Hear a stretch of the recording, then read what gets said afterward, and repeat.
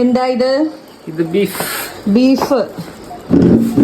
അങ്ങനത്തെ ശ്രീജേട്ടൻ കടയിൽ പോയി അവിടെ നിന്ന് നോട്ട് ചെയ്യാൻ പോയിട്ട് ബീഫൊക്കെ വാങ്ങി വന്നിട്ടുണ്ട് കേട്ടോ. ശ്രീജേട്ടൻ കണ്ടപ്പോൾ പാറുമോള് കള്ളോർക്കം നടിക്കുന്നതാണ്. അങ്ങനത്തെ അടുക്കളയിൽ ചെന്നു.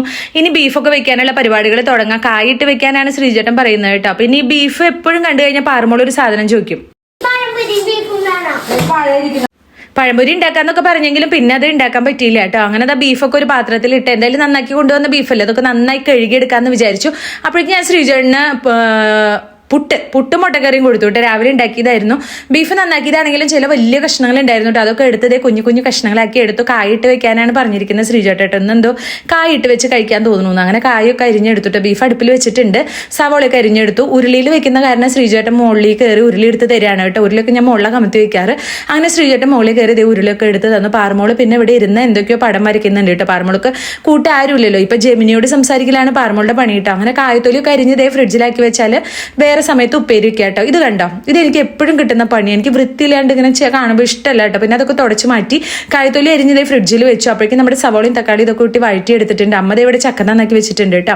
വഴണ്ട് വന്നതിലേക്ക് ഇതേ നമ്മുടെ വേപ്പിൽ നിന്ന് കുറച്ച് വേപ്പില പൊട്ടിച്ച് അതിലേക്ക് ഇട്ട് കൊടുത്തു. മുളക് പൊടി, മല്ലിപ്പൊടി, മസാലപ്പൊടി, എന്താ പറയുക, അതൊക്കെ ഇട്ട് ഇതേ കുരുമുളക് പൊടി അതൊക്കെ ഇട്ട് അതിൽ ഒന്നുകൂടി മൂപ്പിച്ചെടുക്കാമെന്ന് വിചാരിച്ചു കേട്ടോ.